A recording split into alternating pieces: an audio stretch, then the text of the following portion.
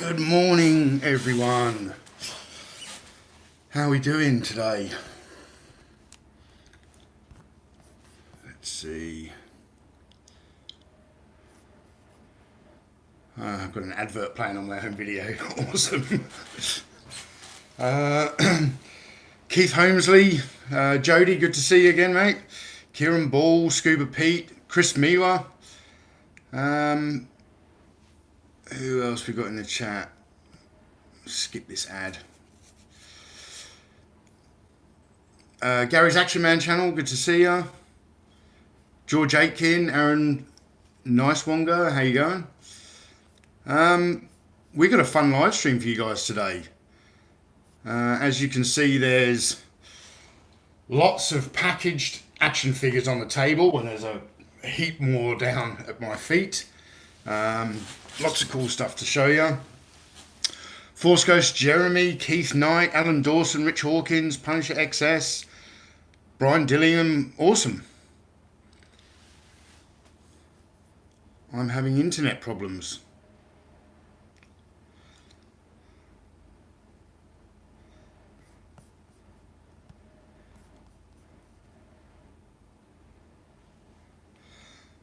I hope the stream goes well, guys, because I think I'm having a few internet problems here. But Jody's saying it's been a while since he's been up this late on a Friday night. You've been working hard, haven't you, Jody? It's awesome to have you back on the live stream. How's the sound, guys? Because it's starting to get really hot in Australia now, particularly where I live. I actually think we're in for a bit of an epic summer. So I've got the AC on.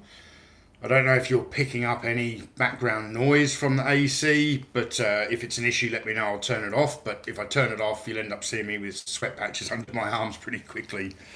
So, all right, everyone's saying it sounds good. Perfect. All right, I do have the microphone kind of shielded from the AC itself, so it shouldn't be too bad. Force Ghost Jeremy says, thanks for the video shouting out my 3D printing.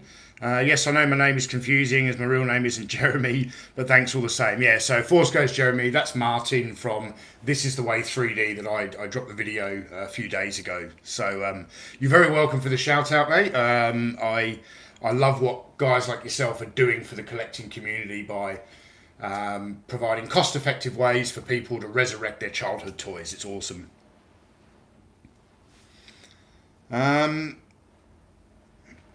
Oh, good. No one can hear the AC. I can hear the AC, but that doesn't matter. I'll put up with that. Before we get into today's topic, which is action figure packaging, I'm really going to talk about the evolution of packaging, going back to the original 60s G.I. Joe and how it evolved to the 80s pretty much. I'm not going to go past the 80s because I don't have 90s toys. But before we get into that, there's a few little bits of news that I just heard this morning. I was over on the Full Force podcast on their channel. They had a news burst this morning with what's potentially some exciting information. So a guy called Brian Goldner works for Hasbro. I'm not actually sure what his job is. He's the CEO. Okay. So Brian Goldner, the CEO of Hasbro, has announced that there are plans for Hasbro in 2021 to reinvent the Action Man toy line. And he also cited that, the brand is very popular in Europe. So potentially we're going to get some new or a reimagined Action Man toy line next year. That could be quite exciting. And the other bit of information that he dropped was that they're looking to do the same thing with Mask. Mask is potentially coming back in 2021. I'm not holding my breath to see how well that Hasbro treats that license or that property. But for you Mask fans out there and for you Action Man fans, that's some pretty cool news. Keith Holmesley, Action Man has always pretty much been 12 inch, so I'm assuming it's going to be 12 inch. Assuming. When Action Man became 3 3/4 inch, although it still had the Action Man logo on the card backs, it's all referred to as Action Force. So, yes, Jody, new Mars toys. That's a big wow. Actually, guys, I'm gonna drop the link in here. I'm going to drop the link in the chat for this video. It's only a short video, but there you go. For those of you who want to see the news burst from the Full Force party, I say it's only a couple of minutes, but it's a very interesting news burst telling you about some exciting stuff potentially coming up next year. Rich Hawkins says, I hope they don't mess up Mars, but they probably will, won't they? Yeah, I'm not holding my breath. Yes, Chris Miwa, Mask would be cool if they treated it the same way that they did the real Ghostbusters, but I'm not sure that they're going to be able to, because the real Ghostbusters figures were quite basic, and obviously Mask toys were very, very complex, and I can't remember if he said in the clip whether they were reimagining Mask or not. He definitely said that they were reimagining the Action Man toy line. Hopefully they're not going to reimagine Mask. Maybe they will. Jody, speaking about toy companies, Analog Toys, whatever happened with that Mattel person contacting you for getting a mail away? I did an exclusive Patreon chat yesterday with Michael Schaefer, Chris Miwa, and Salvador from 2 Cents Toys. I should also shout out Chris Miwa's channel, Chasing 80s Toys, I think it's called. And that came up in conversation yesterday. So I got the email from a marketing guy at Mattel probably 2 months ago now, saying that he was shipping out a Motu mailer to a few YouTube channels that day. Give me your postal address and I'll send it on. So I gave him the postal address, and then about 2 weeks I think went by, and then I had another email from the guy who has CC'd in another guy from Mattel saying, oh look, I've moved on to a new role within Mattel. This is now the guy who's you're gonna be your point of contact. After getting that second email 2 weeks later, probably a week after that, I decided to email both guys to say, look, if this Motu mailer arrives and I make a video about this stuff, are there any caveats to the content of the video? Is there anything I can or cannot say? Because I want to be perfectly honest with you guys and give you an objective review of whatever the toys were. Anyway, the guy never responded to that email asking me if there are any caveats about the video. I never heard anything back. And here I am 2 months later, I never received anything from Mattel. And I have a suspicion that after I sent the mailing address and he realised that I was on the other side of the world, maybe that's why he didn't send anything. So I'm not holding my breath. I've purchased other stuff from the States between now and then, and it's all arrived already. So I think if it was going to be here, it would have been here by now. And Jody, thank you very much for the super chat. Just cause.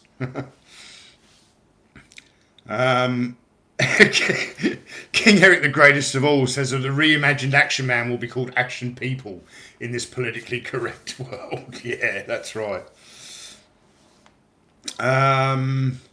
Tony, what AT vehicle or figure are you looking for? Keith Holmes here. You talking AT? You talking Adventure Team? I've only got one Adventure Team figure, which is a Land Adventurer that was donated by Joseph. So all sorts of Adventure Team stuff.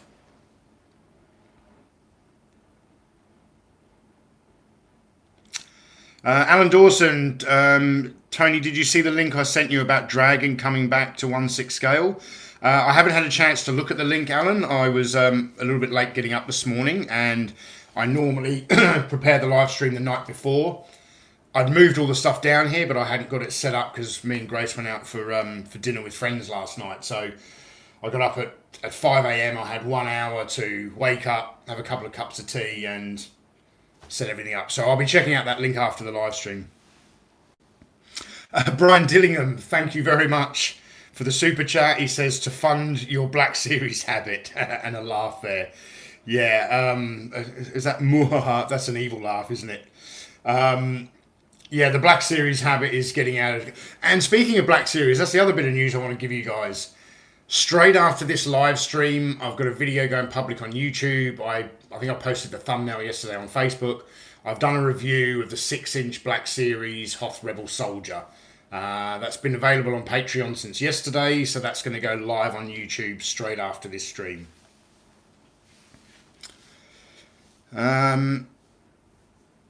King Herrick, the greatest of all, 5 a.m. That's late for you, Tony. Yeah, that actually is. Most days I'm up at 4 a.m. But we got home a little bit later. I went to bed a little bit later than I normally do last night. And most nights I go to bed around 8:30, but I tend to wake up 2:30, 3 o'clock, and then kind of doze in bed, and then by 4.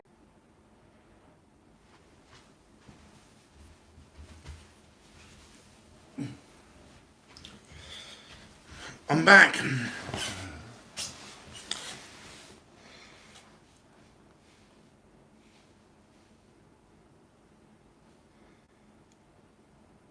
All right, are we back online, everyone? Apologies for that. We've been having a lot of internet issues here at the house. I've been in this house for 2.5 years, I think, a bit over 2 years.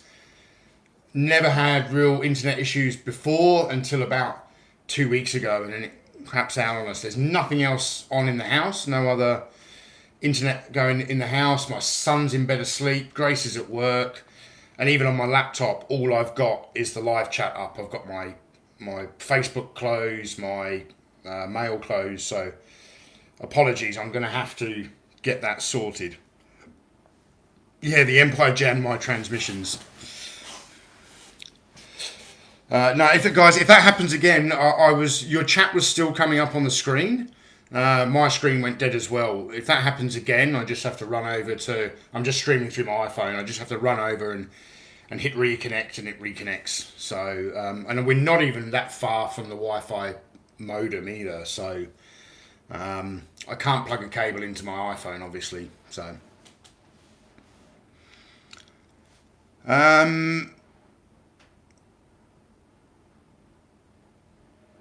oh, that's thrown me off. Where are we at? Scuba Pete says the cats are streaming cat videos. Maybe.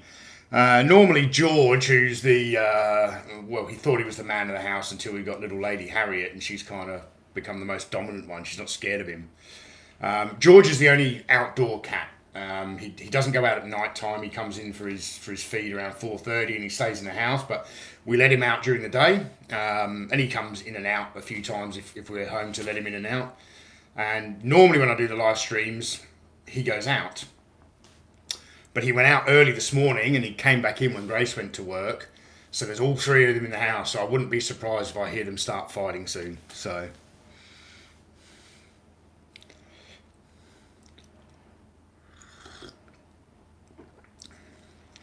Yeah, the SAS cut the stream. Maybe the cats did pee on the modem. No, the cats are pretty well house trained here. We've got litter trays in 3-story house. We've got a litter tray on every floor, and each one of the cats seems to have their preferred litter tray. So Curly goes downstairs, Harriet goes upstairs, and George uses the one in the middle. So Chris Miwa says compliments for the cool toys on the table, Tony. Yeah, well that's what we're here to talk about. We're here to talk about action figure packaging, not cat pee and internet issues. So let's get cracking, I suppose. We're going to start off with what is widely considered to be the first action figure of all time, the G.I. Joe from 1964. I have all 4 of the original G.I. Joe figures in the box. I didn't bring them all down. I've got examples here of the Marine and the Sailor. The pilot and the soldier are upstairs.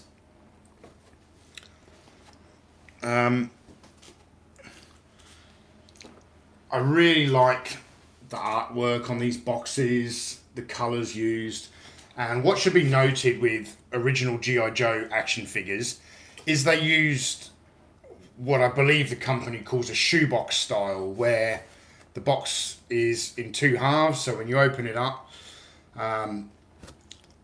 the inside, each different figure, the Marine, the Soldier, the Sailor, the Pilot, the inlay was a different colour. But this is what they call a shoebox style. So 2 pieces of cardboard that obviously go together like a shoebox. Now, when Palitoy introduced or brought the G.I. Joe line to the UK and made it Action Force, they chose to, where is it? I've got it on here.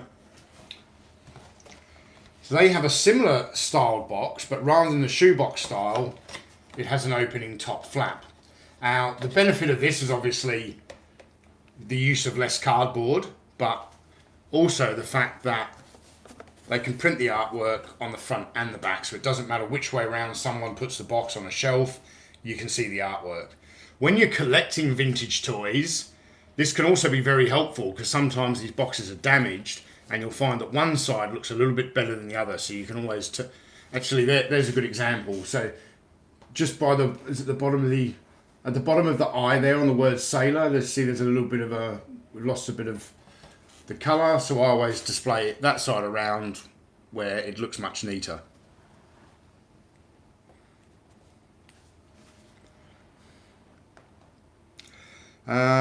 Peter says, hi from Smoky, California. Love your channel. Much entertainment during COVID and wildfire lockdowns. Thanks. You're very welcome. We all need entertainment during these times. Yes, Biker Scout. I love those old Action Man boxes. I have a number of boxed Action Man figures. I have quite a few boxed Action Man figures. I really like the artwork for Action Man boxes, and I chose this because it's one of my particular favourite boxes. Let's turn that G.I. Let's go put the G.I. Joe back up there. I've got another one of my favourite Action Man boxes just here. This Frogman came from Bob Breakin's personal collection. For Scuba Pete, that one.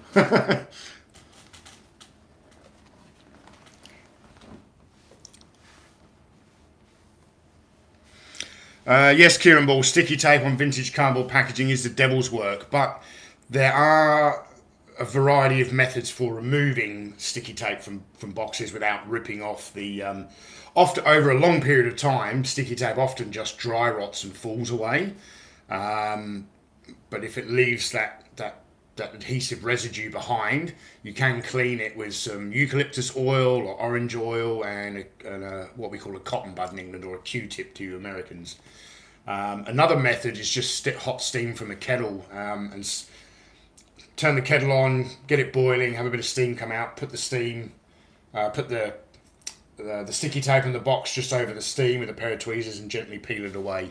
There's a variety of ways of doing it. Actually, something a video I want to do for the channel. I don't know, I don't do too many restoration videos because there are a lot of restoration channels. If you want restoration videos, you go and see Toy Polloi. But something that I've been doing for a number of years, and I don't see a lot of videos around on YouTube, is actually how to restore packaging. I had a good friend and fellow collector who's taught me a lot about restoring packaging, and I've restored this Spider-Man box. When I first got it, had been completely crushed.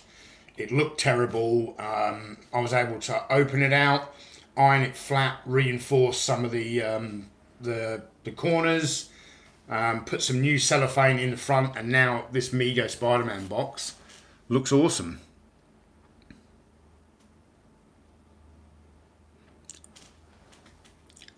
Love some vintage Mego packaging.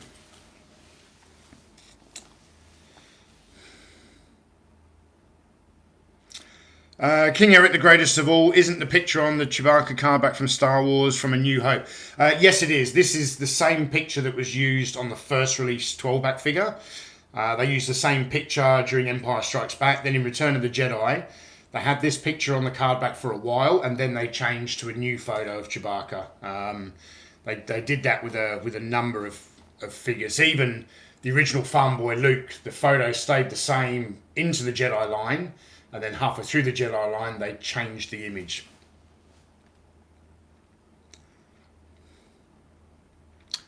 Gaz says, the artwork blows me away on the Action Man, Action Force, and G.I. Joe Real American Hero. Don't think any other toy lines could match up. No, I agree. There are some. Well, take for example this very rare. This is a a Superman die-cast metal figure from Mego, and I think the artwork on this box is amazing. I think they did 4 of these figures. There was Superman, Spider-Man, Batman, and the Incredible Hulk, 5.5-inch tall die-cast figures. I'm particularly fond of that bit of packaging.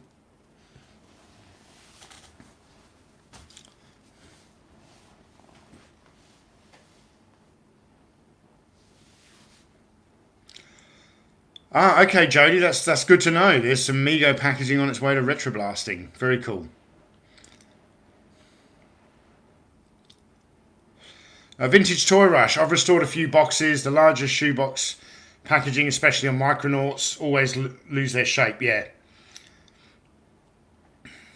Yeah, I'm sure there are a lot of other people out there that do it. I just don't see many videos on how to do it. I believe I restored this $6 Million Man box as well, but we haven't got to the 70s yet.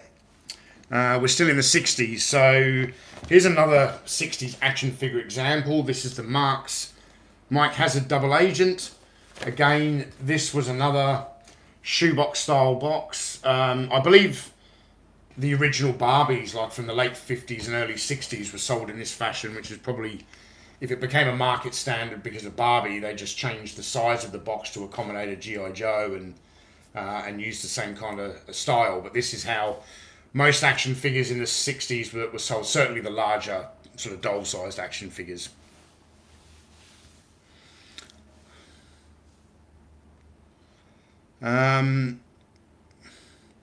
Francisco Martinez, when will you collab with Retroblasting? We did a collaboration with Retroblasting like 2 weeks ago. They appeared in our Z-Force video, and when me and Michael find the time, we will be collaborating again on another Star Wars Follies. But we're both busy running our channels. You know, these things, when the time is right, that's when we stop what we're doing and we get these videos together. So whenever Michael says the word, I'm ready to go.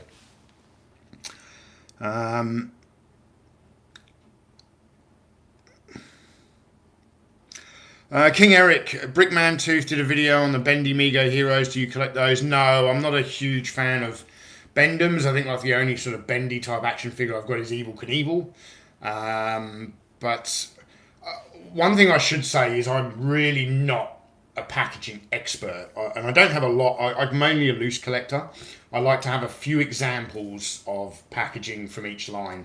For example, I think I've only got 2 carded G.I. Joe figures. I've got that Spearhead and Max there, and I have Dr. Mindbender. So I've also got the Crimson Twins carded, but they didn't fit into an acrylic case and I couldn't get them to stand up on the table. But yeah, I only just a few examples from each line. Collins Walker, what is the most expensive figure you've ever purchased? The most expensive 3 3/4-inch figure I've ever purchased, loose figure, is Jammer from Z-Force. That was an expensive figure to purchase. I think from Action Man, or actually G.I. Joe, was the Japanese Imperial Soldier. I paid quite a bit for that figure. But then if you're talking package, it's probably a bit different again. Probably the most expensive mint on card figure I've purchased, probably my best been Luke figure on Empire Strikes Back card. Jody, thank you for the super chat, my man. Just Cause Mark II. Francisco Martinez, what package from Action Man did you like when you were a kid? I liked all Action Man boxes. I love Action Man, but particularly the boxes with the artwork from an artist named Dave Barnacle.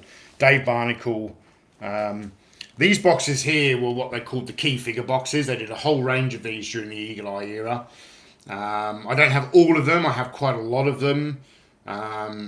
I've got this one. I've got a helicopter pilot. I've got the SAS. I've got the basic figure. Space Ranger Captain, Captain Zargon. All of the artwork for these key figure boxes was done by Dave Barnacle, and I think he's just a tremendous artist. Most Action Man figures were sold in boxes of this size, but then there were the odd occasions where you would get a kind of more deluxe type figure in a slightly larger box. And I have one example here, and that's the Action Man Field Commander. This is a shoebox style box. He's not a talking commander. He's dressed the same way as a talking commander, but it's not a talking figure. But he comes with a talking field radio that had little plastic records that you could play. A beautiful box. Unfortunately, the stars have been cut out. Someone obviously sent away for the Canadian Mountie uniform or whatever with the card. Let's have a look. He's all wrapped in bubble wrap, this guy, but he's all in there. He's all complete. He's got his field radio there.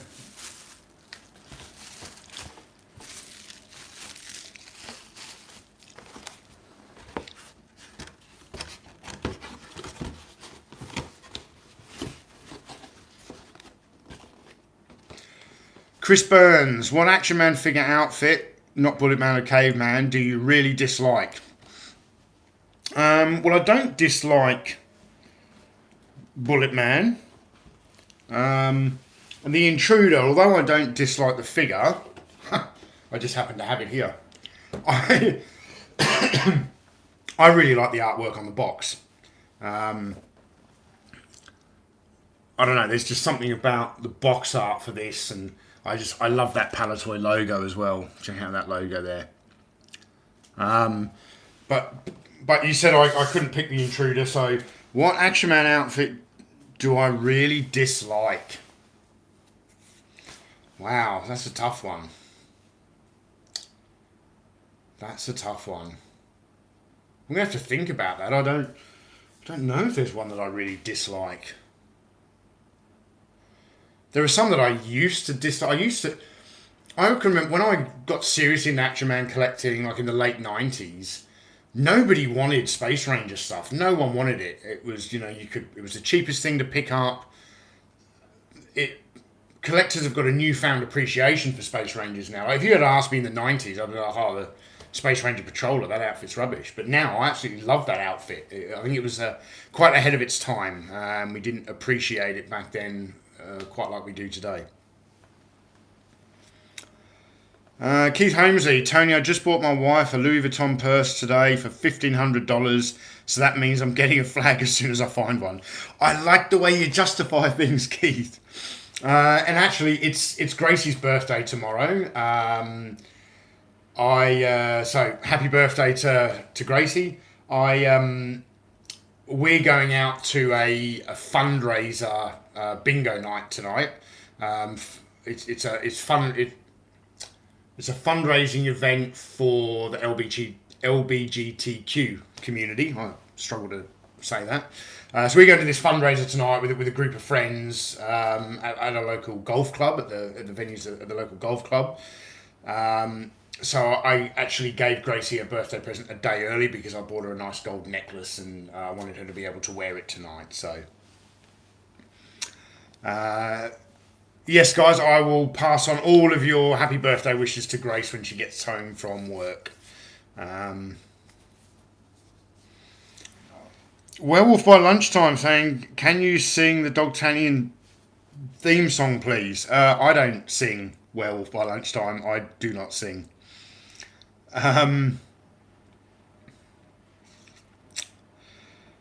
Vintage Soros, that's a good point. I guess you could dislike your rival football team outfit from Action Man. Yeah.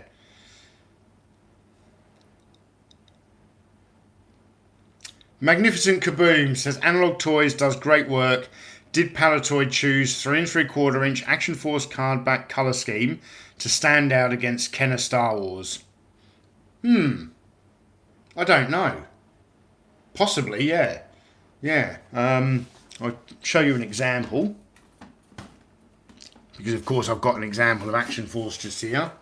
We're skipping over the 70s here, guys. I'm going So obviously, Action Force and Star Wars in the UK were sold by the same company. They were both sold by Palitoy. Obviously, the Star Wars card backs are black with the photograph. Maybe that's why. Or maybe they were just copying that. Because it was basically a shrunk down Action Man. So maybe they copied that style. I don't know. This is one of my favourite ever Action Man boxes. One of the few times Action Man was actually sold. Got some sticky tack here holding the flap shut. But one of the few times Action Man was actually sold in a window box. I know the guy's head's fallen off. That happens. The rubber connector piece on the neck dry rots. But because this has never been out of the package, I don't want to go and repair it. I've got a nice mint loose example of this figure. I'll show you the back of the box there. I remember receiving this from my grandparents in Christmas, maybe 1982. So that's why I've got very fond memories of this box, and I absolutely love it, and I'm glad to have it in my collection. Okay.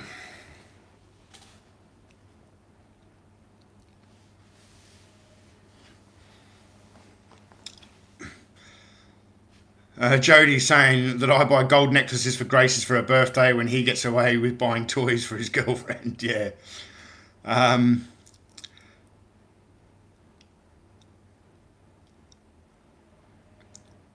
Collins Walker, what is my oldest toy?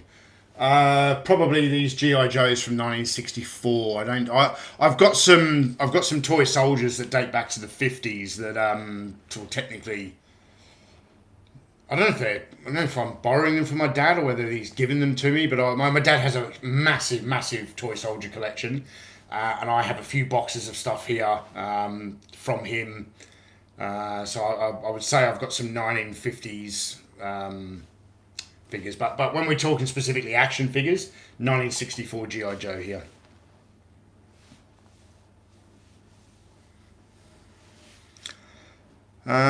Quarter Comics Art. So you keep mint in box without repairing. If I open it up to repair it, it's no longer mint in sealed box. So if it had been out of the box before, I would potentially repair it, but this has never been out of the box, that one. That American Kid, that's right, like father, like son. Yeah, I really do think I got my collecting habits from my father. It must have been in our genes or something. Biker Scout says, do I have any Britain's metal soldiers in your collection? Yes, I do. I have some Britain's detail. I have some Britain's metal models. And I've actually done a video about the history of the William Britton Toy Company, Toy Soldier Company video. So check that out on the channel. You obviously haven't seen that yet. George Aitken, does your dad have the Dinky Toys German 88? Possibly, George. My dad's got so much stuff, and unlike me, he has rarely had his toy soldiers out on display ever in his lifetime. I really wish he would get himself some glass cabinets or even just some bookshelves and get them out on display, but there's so much in storage, I actually don't know what he's got. He did have it out, had some of it out on display in the late 90s, but even then he kind of displayed half of it and he never got round to filling out the shelf. Obviously that's not a trait I got from him. I have to display toys. I can't stand the thought of them being in storage, and often what I do have in storage I try and rotate through. Jody, thank you for the super chat. Ever had an item where you were amazed by the box art but the figure itself was utterly disappointing? Oh, good question. Good question. I wonder if I've got an example here. Yeah,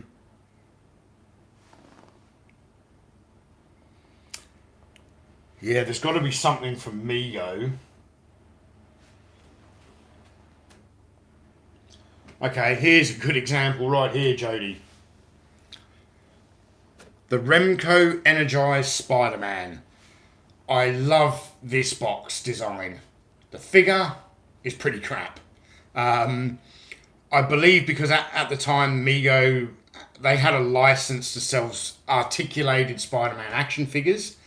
So what Remco did to get around the licensing is they made a similar size 12-inch Spider-Man, but he could not be articulated, so he was fixed in a position like this with a battery-powered feature where he could, it says with motorized web climber. It's a pretty disappointing figure, but an amazing box. If you guys look at the back, obviously they did a Green Goblin as well. There was an energized spider copter. I think a lot of the accessories for this are quite rare, but this figure itself isn't rare. I think I picked this up for like $80. I've done a little bit of restoration to this box as well.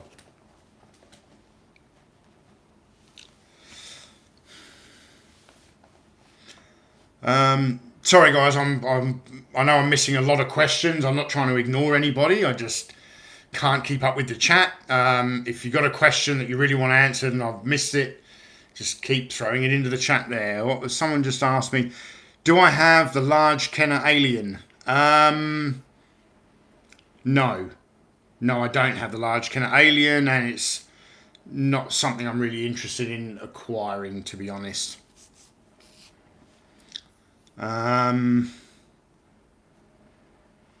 Keith Holmesy, he used to have an energized Batman as a kid, been trying to reacquire one ever since.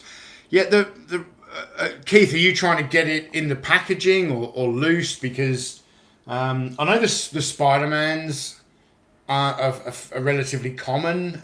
Certainly loose, should be able to pick them up for like $20. But I've never really been on the hunt for a Batman version, so I don't know if Batman is rarer than Spider-Man or what. I don't know. But something about that box. Let's get into the 70s here. So here we have Action Jackson. I suppose we've got to talk about Mego for a little bit. So when Mego toys first came out, they were sold, and I'm probably going to get some of this wrong if I do, and don't hate me. Like the Mego packaging expert is Brick Mantooth, but the original, certainly the superheroes anyway, the original Mego action figures were sold in solid boxes, so no window on the front. I believe Mego may have been the first type of company, not only to do the window boxes, but with the side flap as well. Where, imagine this had a side flap. When they packed them in the case, they would pack them in like so. This side flap was something that a lot of other companies copied over the years, including Remco and Kenner with the $6 Million Man and things like that. But Mego were also responsible for giving us the world's first blister carded action figure, as opposed to boxed action figure. And it came on card backs, which collectors now call the Kresge card or the Kmart card, because Kmart or Kresge at the time had a peg rack system, and they wanted a design of packaging where they could hang things on a peg as opposed to stand them on a shelf. I don't have an example of a Kresge card back for the Mego superheroes because they're exceedingly rare, very expensive. But the evolution from it, so the Kresge cards, the bubbles were a little bit more in the center and the card was a little bit taller. But then they went to this kind of design. So Mego are responsible for giving us blister style cards for action figures, which obviously by the time the 80s rolled around, that's how all the small figures were sold, in blister cards, where you could fully see the prize inside, you could see the product, and here it's adorned with some, I would say, some average artwork.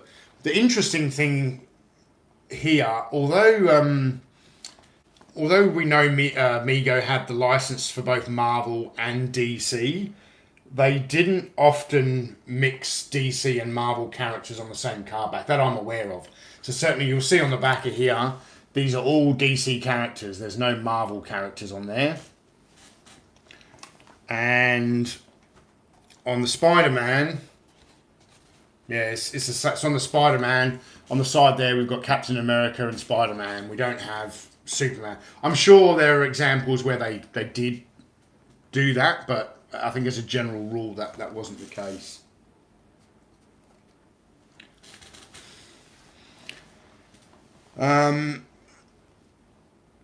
Jody says flaps are super annoying when trying to store. They can be, Jody, But what you need to do is just buy 2 of them, and then you can lay them back to back, and the problem's solved. Brian Dillingham, do any of your action figures besides Star Wars and G.I. Joe list giveaways? And if so, what were they? I'm curious.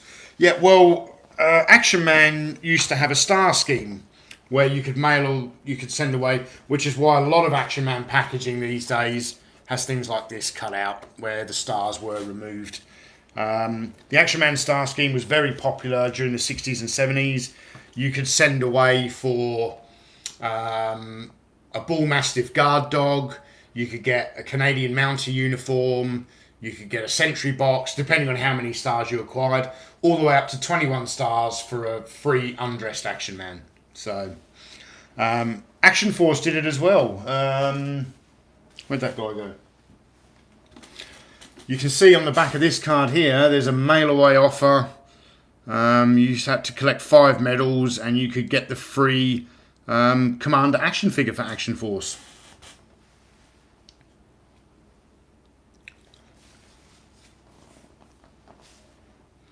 Yeah, that's right, George Aitken. The star scheme for Action Man, you didn't. It went up to a maximum of 21 stars. To put that into perspective, I think a boxed figure had maybe 3 stars. The Scorpion tank came with 10.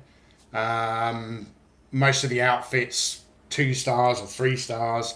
So once you got to 21 stars, you could get a figure, but for lesser number of stars, you could get other items. Like I think the Bull Mastiff guard dog was available for only like 8 or 10 stars, something like that. Timothy Ward, my ever faithful moderator, good to see you. My carded MASH figure has a giveaway for a MASH themed patch. What every kid wants. Oh, do you mean a sew-on patch, Tim? Yeah. I'm sure you want one. Collins Walker, what is your greatest fear when it comes to your toy collection? Oh, probably having my house accidentally burnt down. I don't know. I'm not going to tempt fate, touch wood. That's not going to happen. We survived an earthquake, so only one toy came out of an earthquake unscathed. I was pretty lucky. Werewolf by Lunchtime says he believes the art on that Superman figure is Jose Garcia Lopez, a famous DC comic artist. Yes, I think it is. An artist whose artwork, I believe, was also used for the Kenner Superpowers line, the DC Superpowers line in the 80s. Lost and Wallace says he's got to find a repro box for the $6 Million Man. There are plenty of them around Lost and Wallace. There are people who make repro boxes for that. Keith Knight, did Palitoy actually ever sell the Royal Canadian Mounted Police uniform other than getting it in the star scheme? I don't recall ever seeing it in shops. Yes, they did. It was available for 1 year on a card back. I want to say like 1970 or 71, but only for a very, very limited time, and it's one of the rarest carded Action Man outfits in existence. Very difficult to find. You're much more likely to be able to acquire a 40th anniversary re-release of that figure. That outfit, sorry. Jody, thank you for the super chat. All of my childhood Transformer packages and card backs have ended up being cut out. I'm stuttering. The box art figure and the tech specs. I'm pretty lucky. I think my Megatron has been cut, but this Optimus Prime, this has been out of the box, but that still has the uncut box with the tech specs and the points. What did Transformers call it? Robot points. Yeah, and then you had the little decoder, which is made out of that same that red film, a little bit like what you used to get with the old cheap 3D glasses back in the day. Yeah, you just brought back a memory for me, Jody.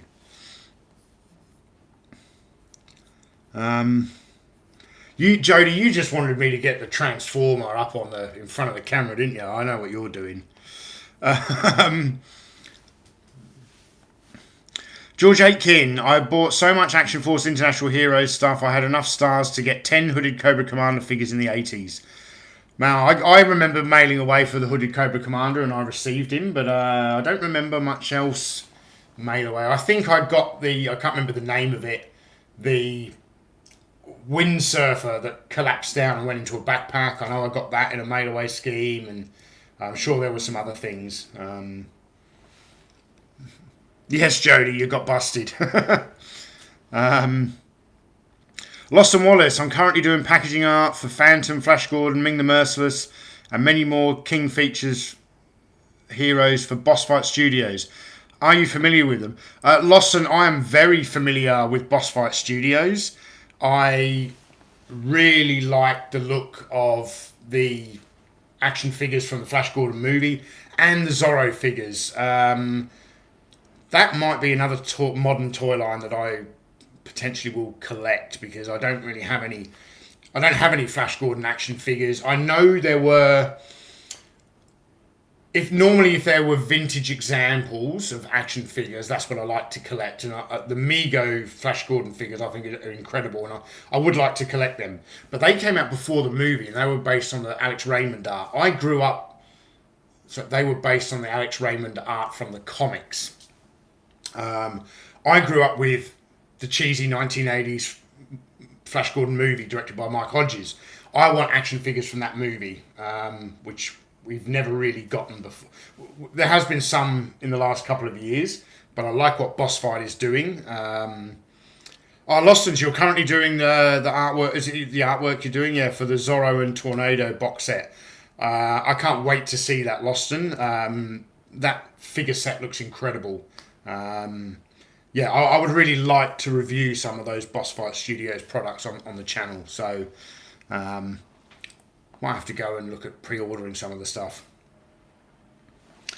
Better Ray Bob says, did Action Man start the points collection program that other toys like G.I. Joe used? Maybe it's the because the original 60s Joes, like these ones, they didn't have a mail away scheme.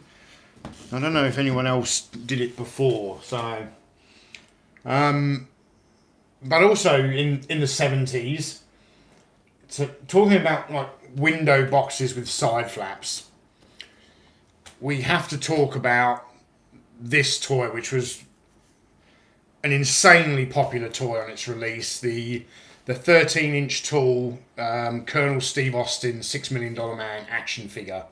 A beautiful box. I don't know why they chose pink at the time for the packaging. There's a hole in the back of the box there where you can have a look through his bionic eye. I don't know why they chose pink for the packaging, because at the time it wasn't exactly a boy's colour, but I'll tell you what, it really did make this toy line stand out on a toy shelf in stores. An interesting thing to note is that this was made by Kenner. So you've got the window style box with the side flap. Something that they would continue to use on other toy lines. So obviously the large size Star Wars action figures had the same style box. The 12-inch Indiana Jones doll had the same style box with the window and the side flap. Something that Kenner used a lot of. A classic piece of toy packaging right there. Alright, what else have we got down here? We've got here Mego, Starsky and Hutch. These ones are quite rare. As you can see there, they've got the Australian Toll Toys sticker on there. Not very common that you get to see that. It says Toll Toys, Pty Limited, South Melbourne, Australia. So it's an original Mego card back. They just stuck a sticker onto the front, and these are both Toll Toys examples. Is it that little sticker there, Toll Toys? So we got Mego, Starsky and Hutch, blister carded. What else have we got?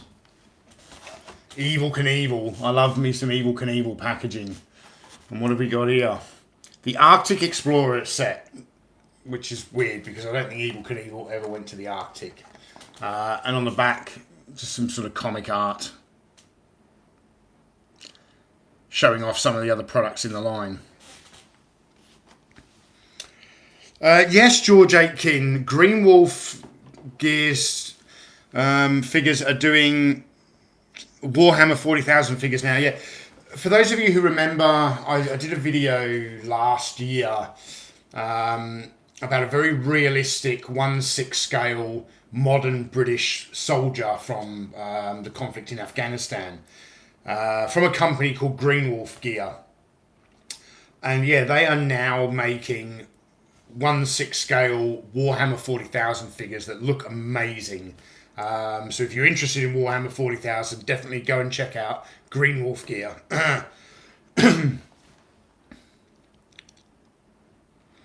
Unusual Mike Television, yes. Anything Toll Toys, mint on card is hard to get now. Yes, I've got a number of Action Man pieces. Action Man was sold in Australia by Toll Toys. I've got a number of like Palitoy, original Palitoy boxes for outfits. I think like my German Panzer,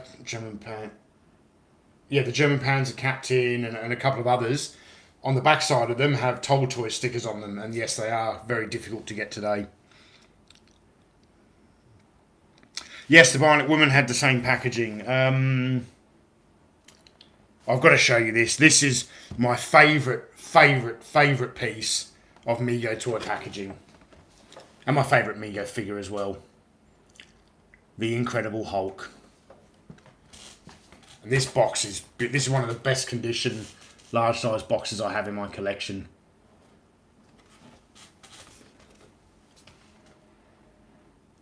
Amazing.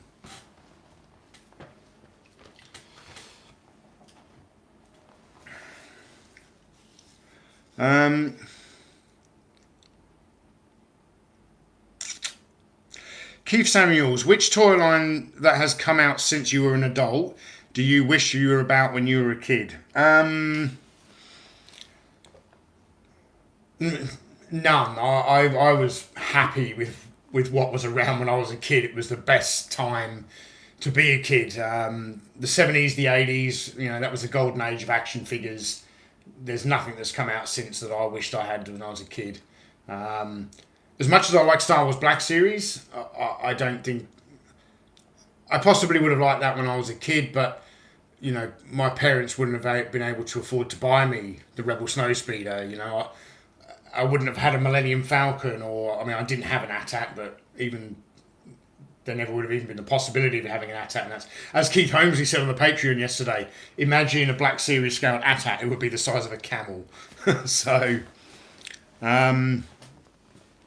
Action Man Customs, have I ever had a great find at a charity shop? Yeah, I've had a few good finds over the years at charity shops. Definitely back in England, a lot of Action Man stuff, but not recently. I'm sort of talking back in the 90s and the early 2000s. When I first moved back to England as an adult, I was in my early 20s. I'd spent like a year backpacking around the world. I was broke.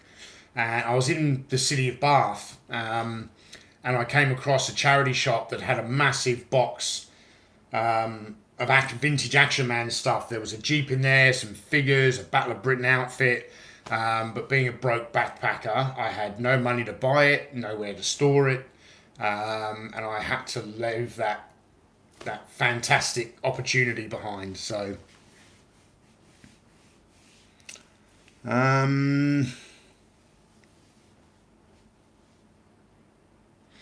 Collins Walker, do you collect the Transformers Earthrise toy line?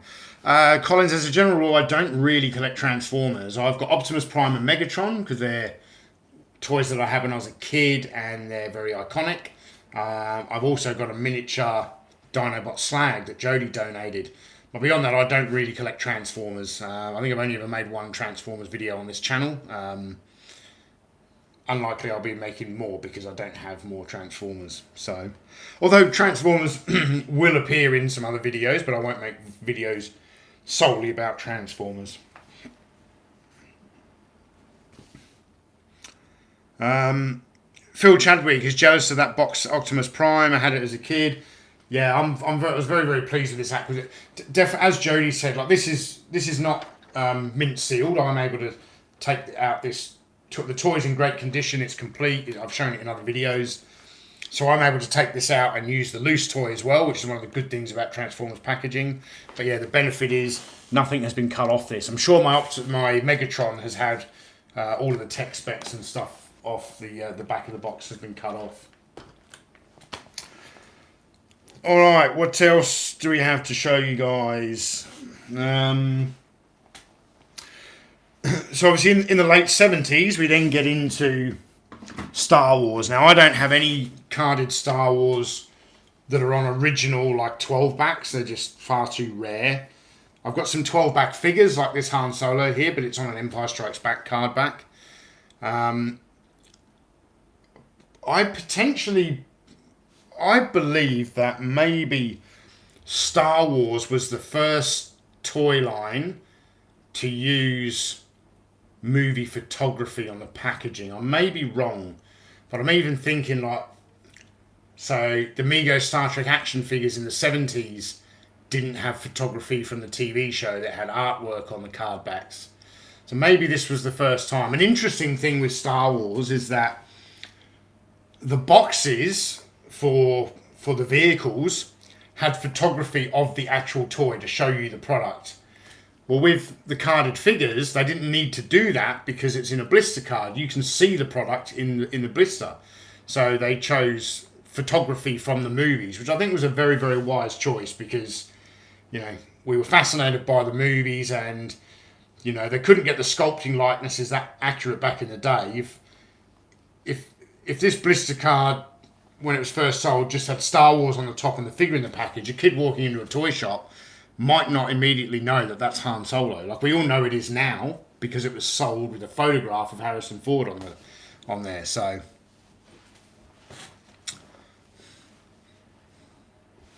yes, Phil Chadwick, it did stand out having real people from the films on the toys. That's right. Yeah, so I've probably got about 6 or 7 vintage carded Star Wars figures. I only brought these 2 down today. So just a few examples. But then, obviously, following on from Star Wars popularised the 3 3/4 inch scale. So the Palitoy shrunk Action Man down to the 3 3/4 inch size. So we started to get Action Force in these card backs. I've also got here a carded Mouton that was very kindly donated to the channel by George Aitken. Thank you, George.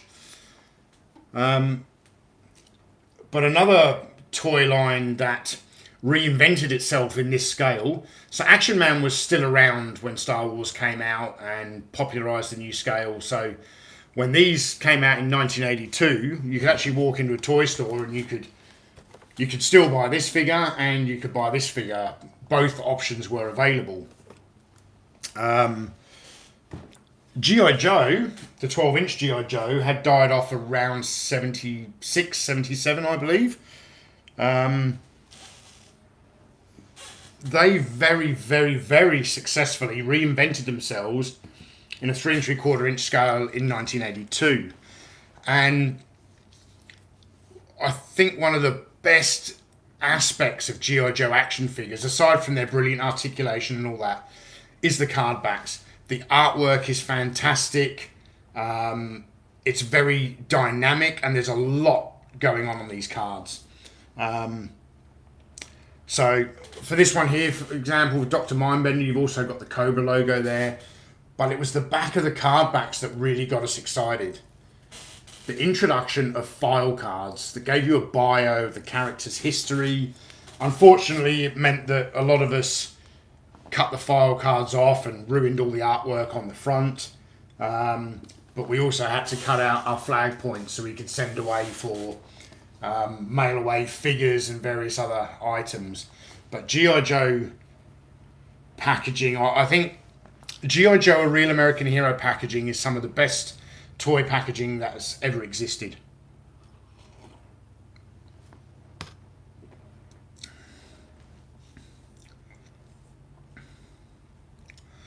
Action Man Customs, yeah, the Captain Zargon box is a really cool one. I've got that guy upstairs. But even though in the 80s we were getting smaller in scale with 3 3/4 inch figures and things like that,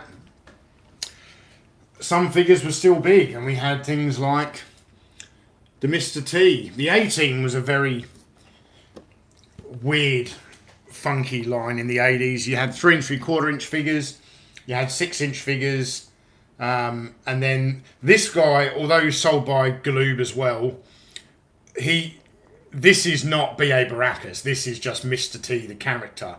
The only figure available from the A-Team in that larger size.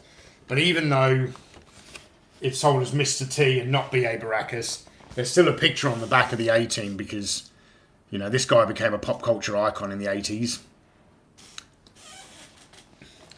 So, another piece of toy packaging that I really like.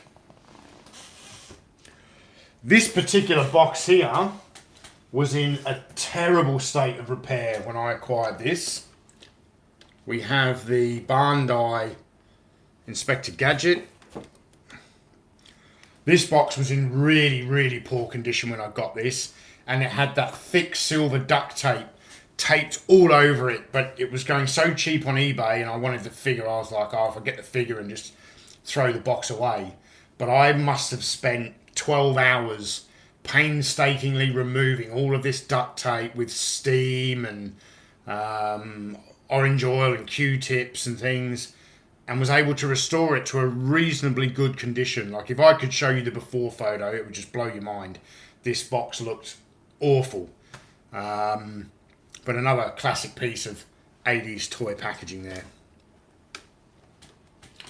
Well, I think I've shown you all the packaging examples that I brought down today. I think I've shown everything. And I have one gift box to open, so I'll just catch up with a few comments here. Collins Walker, when were you a kid and did you own any toy trains, aka Hornby? No, I've never been into model trains. And oh, sorry, when you were a kid, did you? I thought you were asking when I was a kid. When you were a kid, did you own any toy? No, I was never into toy trains. I did really get into modelling in my teens. I suppose when I transitioned out of playing with toys, I got into making models, and I used to like 1:32 scale Tamiya model kits. I used to like making German tanks and German infantry in that kind of scale. Jody says, wow, you got the Bandai Gadget. Nice. I got the Popey Bandai Gadgetmobile and Madmobile. Yeah, I've had that for a number of years. I've done a video on the channel about that particular toy, Jody, because it was sold by Bandai in some countries, and then in other countries it was sold, I think, by Galoob, the same company that did that Mr. T. And there are some slight differences between the two figures. So if you want to know more, there's a video on the channel about it.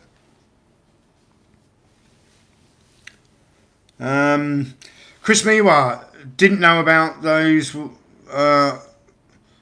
Oh, you're talking about the Inspector Gadget toys? Yeah, didn't know. Yeah, I think Retroblasting's preparing to do a Inspector Gadget video, not on this figure, on some of the smaller figures and vehicles that came out a few years later. Really interested to see that. I liked the Inspector Gadget cartoon a lot when I was a kid. Lee says, what would you say is the worst packaging for a line or single toy? Oh, the worst packaging for a line or single toy.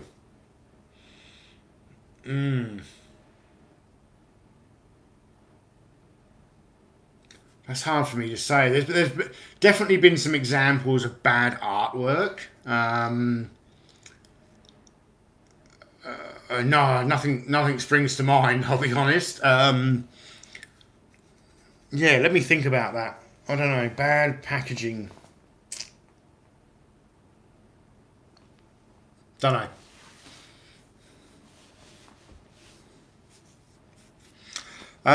Thanks, Tim. Tim's just dropped the link to my Inspector Gadget video into the chat there. Appreciate that.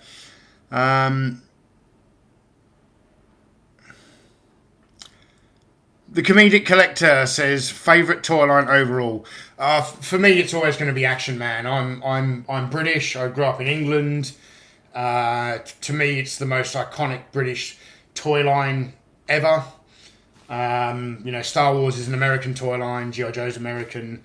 For me, it's Action Man because I'm British. But I'm not saying that it's my favourite. I'm not saying that it's any better than Star Wars. I particularly like G.I. Joe, a real American hero. Obviously, I like Action Force. The Lone Ranger collections behind the camera there, and I think those are beautiful. Action Man's my favourite. Actually, that's a good call out, Mike Shed. He says the worst packaging is Micronauts. It was depressing. Yeah, maybe Micronauts packaging. Project Zircon question: Did they ever make a Reed Richards Fantastic Four Stretch Armstrong type figure? No, they didn't. That really was a missed opportunity because Mego had the rights to the Fantastic Four, and they made like an 8-inch, this style size Mr. Fantastic, and they also made stretchy Hulks, and they did a few different characters, but never did Mr. Fantastic. It's a missed opportunity.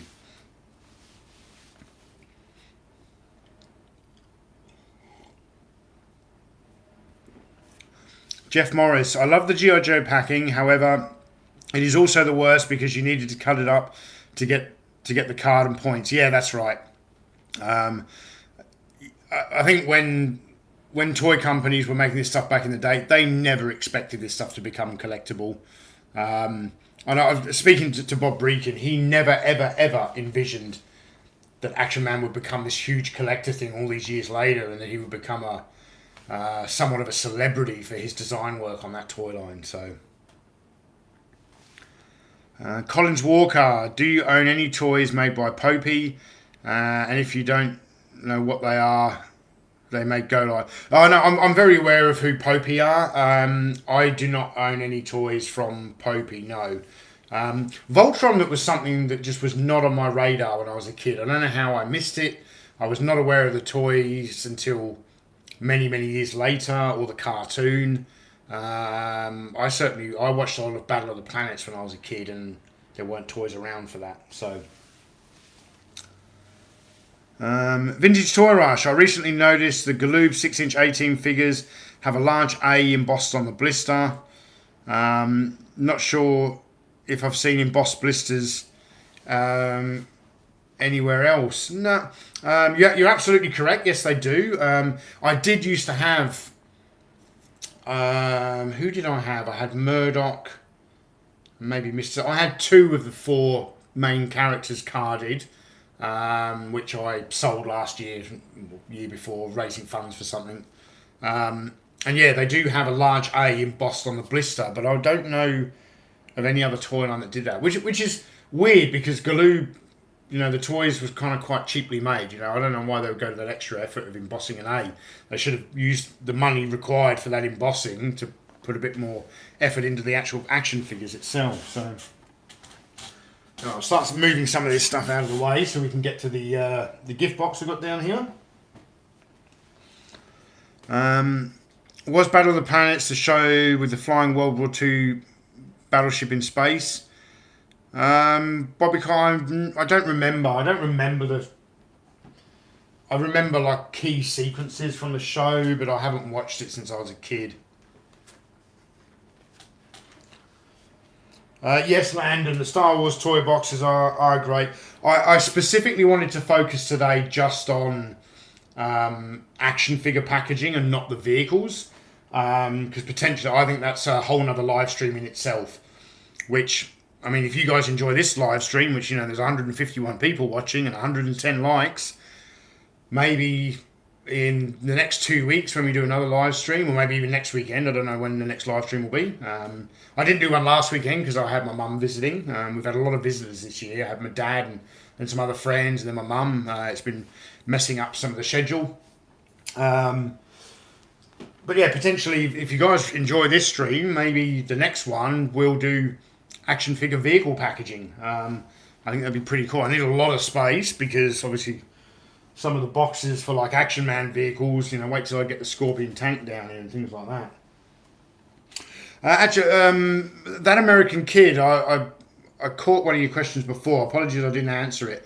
He's asking if I'm going to ever do any reviews of some Action Man vehicles, and actually I might do, because even though I showed a lot of the vehicles in my Action Man documentary, I didn't really do a review of them. And there's some pretty amazing toys, like the Assault Copter, I think is brilliant. The Armoured Jeep is amazing. There are some really good vehicles from Action Man, so maybe I'll start doing a sub-series of Action Man videos about some of the vehicles. You know, potentially do like a vehicle and figure combination. So do the Assault Copter with the green outfit helicopter pilot and do a review of the two, something like that. Okay, we've got one mystery box here today, and this is from a supporter of the channel called Bill Pagan. He's a great guy. He's been a supporter of the channel for a very long time. This arrived about a week and a half ago, and I've been dying to get this open. I don't know what's in here because my mum was here last weekend. I always want to open these on live stream. So Action Man Custom says, have you got any of the Action Man tapes or books? I don't have the tapes, but I've got all of the stories that came on the tapes in digital format, which I'm potentially going to upload to the channel one day, just for those guys who want to listen to them. I have some of the paperback books. I've never read them. I think I read one of them when I was a kid. I've never read them as an adult. Project Zircon has a question. Do you have the Action Man battery-operated heavy machine gun with magazine feed? Yes, I do. I do. And unfortunately, the barrel got broken off in one of my many moves to different houses. It's very easily repairable, but it still works as well. So yes, I do have that. That's a pretty cool toy. George Aitkins says it's one part of the flag.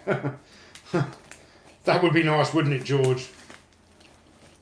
George seems to have an obsession with me getting a flag. I know I have an obsession with getting a flag, but I don't think it's ever going to happen unless I find one in Australia. And I think if I do, because I don't turn up in Australia very often, I know it's going to go for a premium. But I'm not going to get one from overseas because I'm not going to spend $600 in postage for a toy so big. Maybe I should just start purchasing a flag piece by piece. Maybe over 10 years I'll finally complete it or something.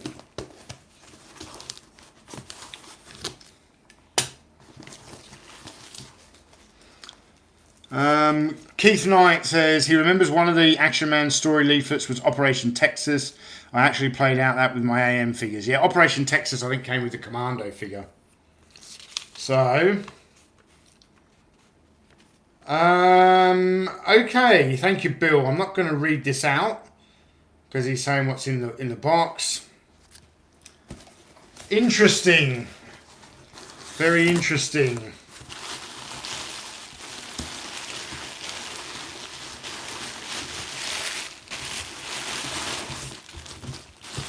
We have here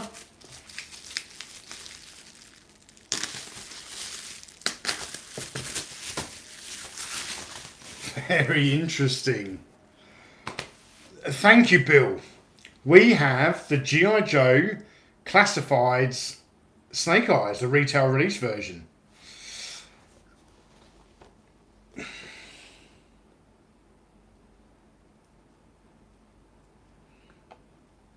The figure doesn't look too bad. There you go. We've got Snake Eyes. So I know I've made a couple of videos about G.I. Joe Classifieds with some of my thoughts on the line, which haven't exactly been favourable. So let me just quickly read out Bill's letter here. Tony, I thought you needed a classified Joe Snake Eyes for your own. I hope you enjoy this Joe as much as I like mine. Yo Joe, Bill Pagan. Thank you very much, Bill. When the first announcement for the deluxe Snake Eyes, when that was first announced, that was announced first, and I got really, really excited. I really liked that figure, to the point that I immediately got one of my friends in the UK, Joseph, the friend who restored the Gaucho action figure. I got him to pre-order it. I couldn't pre-order it because Hasbro Pulse don't ship overseas.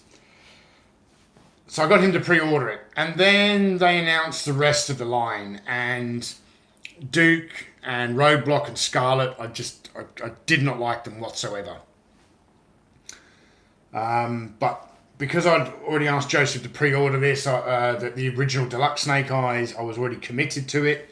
And I do kind of still want that figure, but I'm not going to go and collect the rest of them. So that figure has finally been delivered to Joseph's house. He posted it on to me about 2 weeks ago, but I think it's been stuck in customs in San Francisco for a while. So now that I've got this bill, I'm going to be able to do a comparison video between the Deluxe Snake Eyes and the retail release Snake Eyes. And that will possibly be the last G.I. Joe Classifieds video I ever do, because the rest of the line has not impressed me. But I am a Snake Eyes fan. I'm happy to have these. I did watch a review on the JoeFan82 channel where he actually did a comparison between the two. And I just thought the accessories were different. The deluxe version actually has different paint applications, where this figure is all black with a black visor.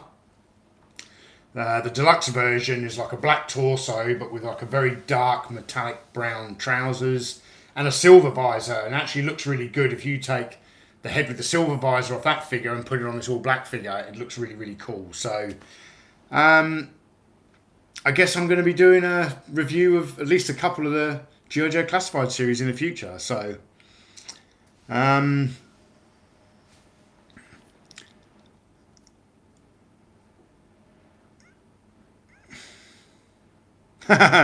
Cobra Commander's in the chat, and he said, how dare he send you a Snake Eyes?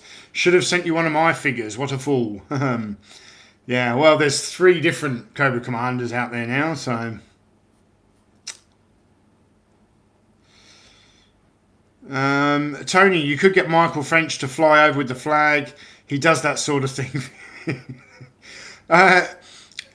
Yeah, he does. He flew all the way to Australia with a sail barge. Why can't he fly all the way here with a flag?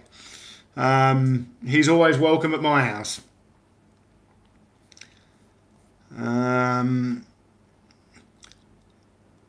Scuba Pete says, the guns are Nerf guns. I ordered a bunch of 6-inch scale weapons from Marauders.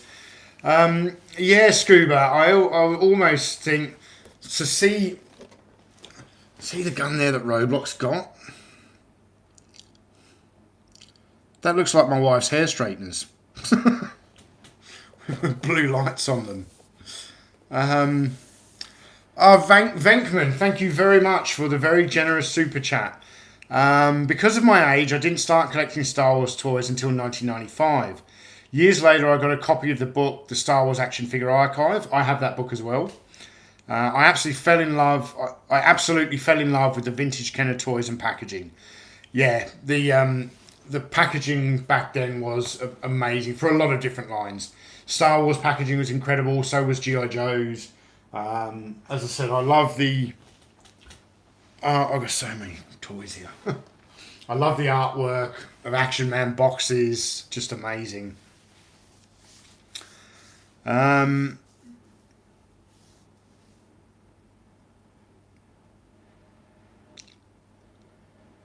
Collins Walker, did you own a Nintendo Entertainment System? No, I never had a Nintendo. I didn't get to play with a lot of computer games growing up because we didn't have many computer game systems. I remember in the 80s when all of my friends were getting Commodore 64s or Spectrums, we got a Commodore Plus 4, which had, I remember, a Treasure Island game that was a cassette that you put into a cassette player, and it was a very, very frustrating game. The first real computer I remember and being able to play games was in the, I want to say, 19 90 and 91, we got an Amiga, and that's really the first time I got to play computer games at home. And my favourite game was a game called Gods Into the Wonderful. Really enjoyed that.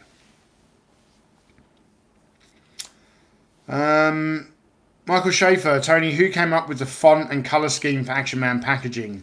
Good question. I don't know. The Action Man logo did not change much over the years. The earlier boxes had bullet holes in the A and the M. And then at some point in the early 70s, they did away with the bullet holes and just went to this basic logo. But I don't know who designed it. It's been around for a long time, back in the 60s. So possibly even designed before Bob Breaton started with the company. He started the year after Action Man was launched. So King Eric the Greatest of All. Yes, the Amiga was great. George Aitken still has an Amiga. I went to my mum's house a couple of years ago looking for my old Amiga because I thought we had it somewhere, and between different house moves, it's been lost. So,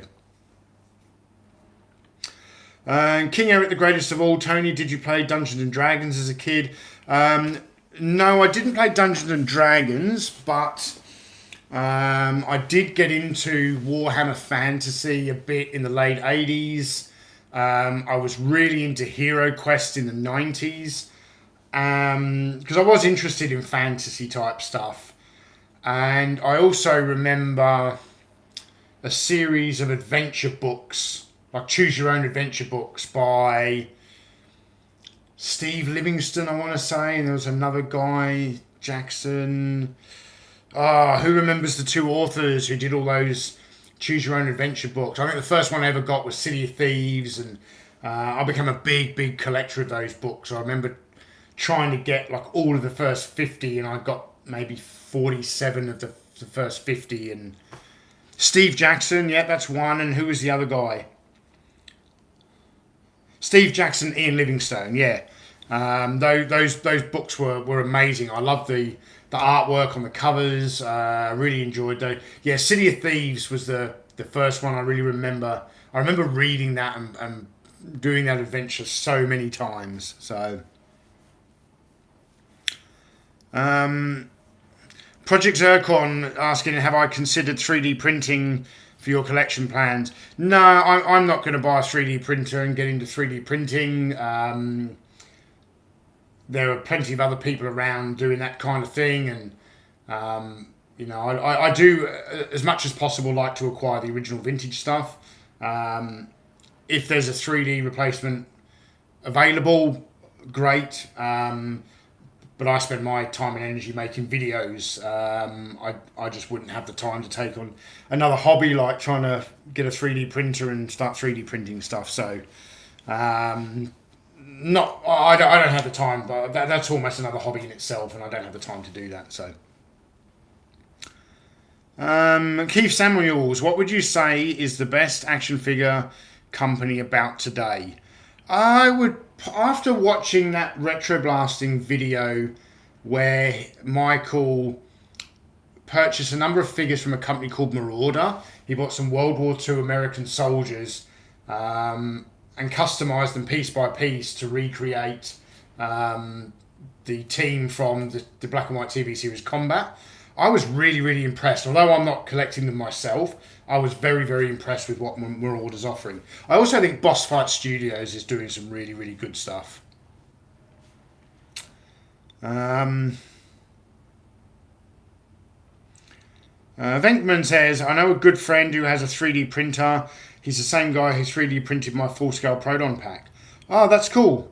Yeah, there's I've got a few friends who've got 3D printers, and I'm sure if there's something that I wanted 3D printed that wasn't already available on the market, I could ask them to possibly do something for me.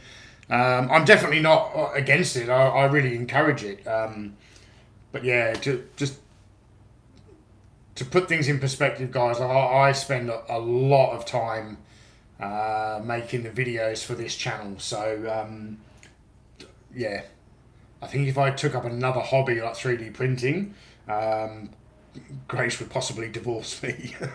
So,